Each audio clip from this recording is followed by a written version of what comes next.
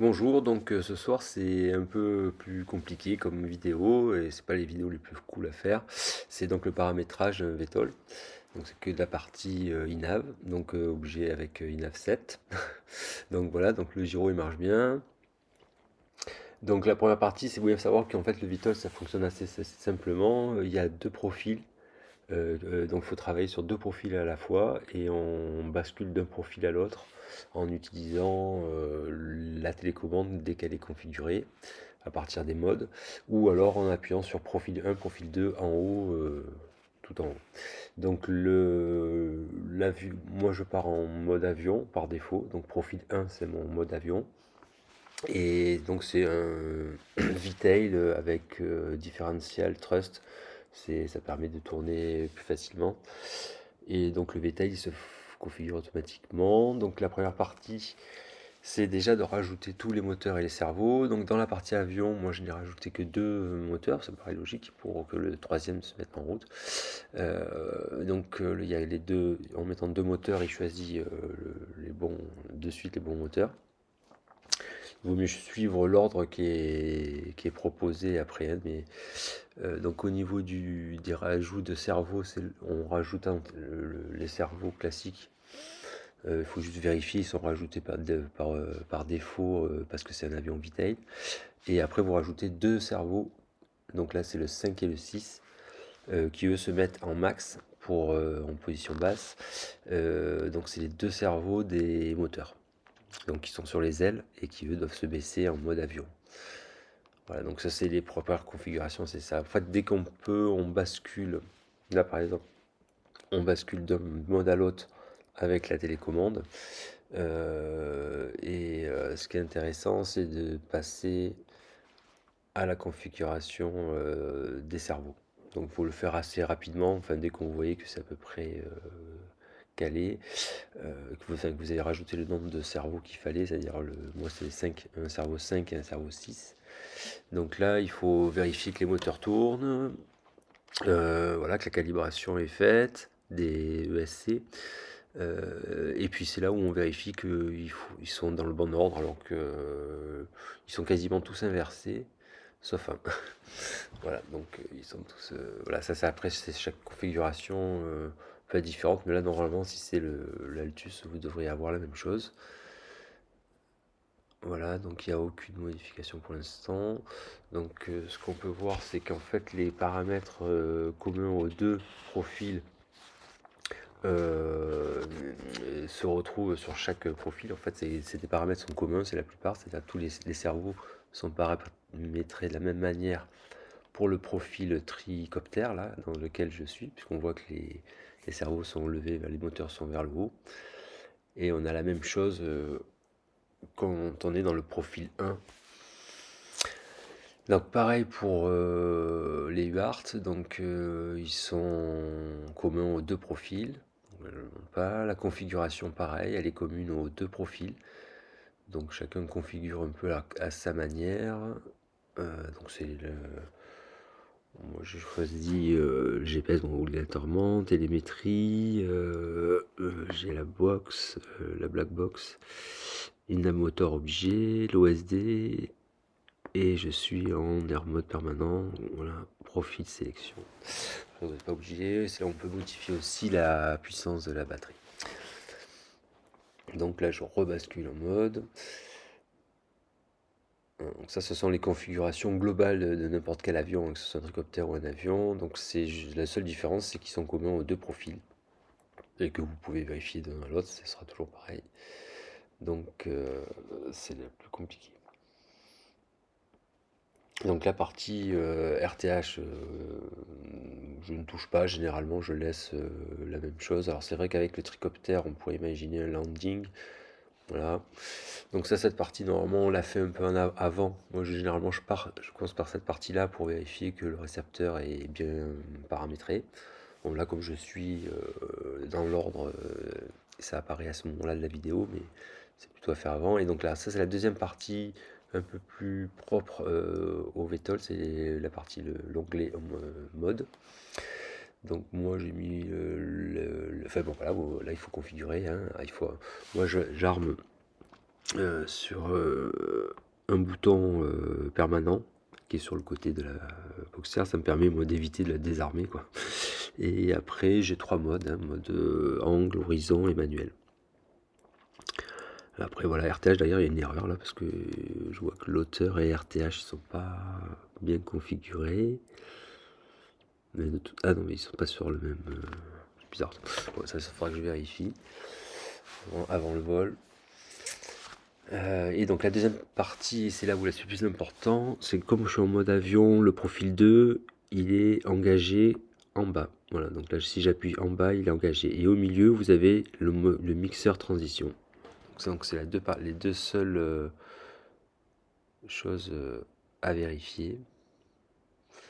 C'est le mixeur profil pour passer du profil 1 au profil 2. Donc moi pour passer du profil avion qui est switch en haut à profil tricoptère, c'est switch complètement en bas.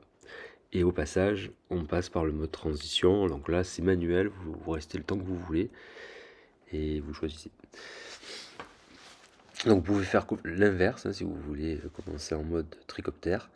Mais là, il faut que voilà, le switch soit mis sur la gauche. Là, donc là, c'est la nouvelle façon sous Windows 7 de configurer le GPS. Donc moi, j'ai pas le magnétomètre, j'ai juste le GPS. Et c'est plus facile, je trouve, que la version 6. Donc il suffit de rentrer les valeurs, de bouger les petits onglets. Donc là, si on passe sur l'OSD, bon pareil, l'OSD est commun aux deux profils, donc on a à le régler qu'une fois. En fait, tous les profils tous les paramètres qui sont communs se règlent qu'une seule fois. Ouais, forcément, plus facile. Donc voilà, l'OSD là, c'est sur. Alors, chacun fait un peu comme il veut. Là, j'ai pas fini de le configurer puisqu'on voit un peu à gauche. Voilà. Donc là, maintenant, on vient sur la partie un peu plus compliquée en VTOL, c'est de paramétrer l'orientation des cerveaux pour que les moteurs soient alignés et de mettre le bon nombre de cerveaux. Donc là, c'est un peu plus proche, c'est mieux, on voit mieux. Donc on voit bien que j'ai 4 cerveaux qui sont utilisés pour les surfaces de voilure, et 2 cerveaux pour les moteurs. Donc les cerveaux 5 et 6, et eux, ils sont réglés sur max en bas et max en haut quand on est en tricoptère. Donc là, c'est là où il faut respecter l'ordre des moteurs. Et là, on rentre un peu plus. Donc là, il y a 3 moteurs de sélectionner, alors que dans la version avion, il n'y en a que 2. Donc là, qu'on voit, il y a moteur 1, 2 et 3. Donc j'ai pas tout compris dans le système de timer. Ça faudra bien m'expliquer un jour. Et donc là, moi, j'ai pas remis tous les autres cerveaux. Alors, c'est peut-être une erreur. Parce que je me suis dit, peut-être c'est pas la peine que les surfaces de voilure bougent en même temps que les moteurs et que ça ferait peut-être beaucoup de choses. Donc, je n'ai mis que les cerveaux 5 et 6.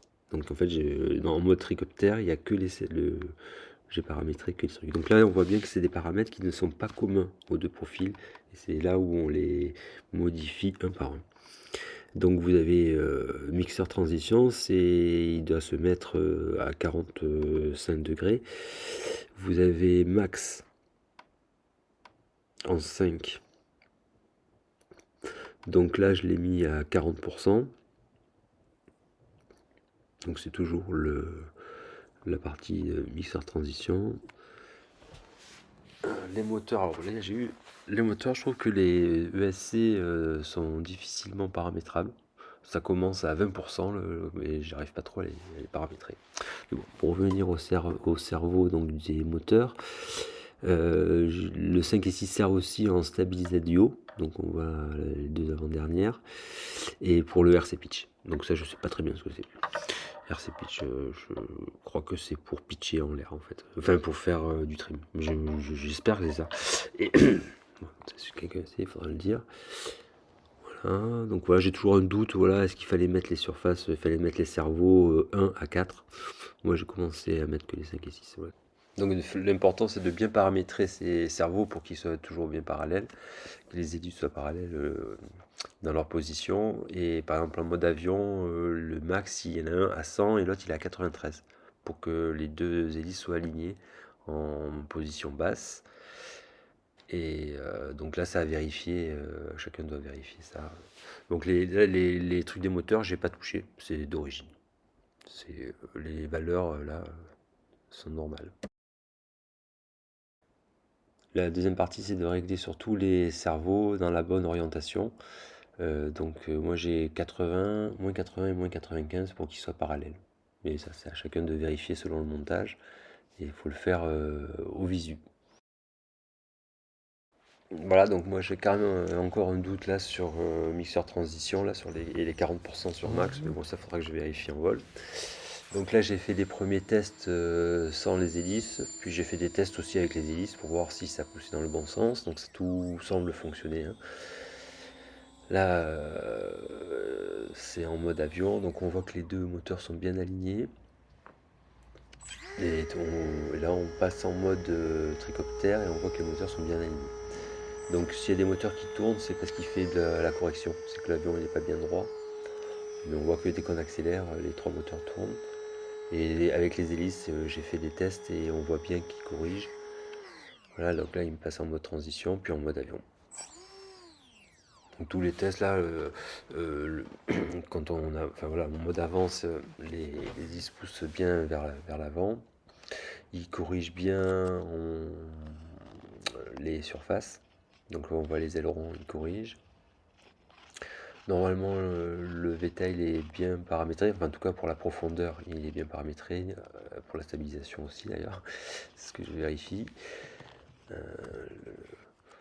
Donc là, de ce que j'ai essayé, il est quasi, pour moi, il est prêt à voler en fait, hein. Il se comporte, en le tenant pour l'instant, il se comporte sans erreur. Donc il faudra maintenant essayer en lâcher. Voilà, donc j'aurais bien voulu montrer, voilà, en mode tricoptère, le yaw. Ah, voilà, là on voit le yaw, le moteur il travaille sur le yaw. En fait, ça permet de faire pivoter l'avion juste avec les cerveaux. Et là, j'ai testé aussi le différentiel thrust, ça marche aussi. Voilà, donc en espérant que ça fonctionne. Prochain épisode bientôt.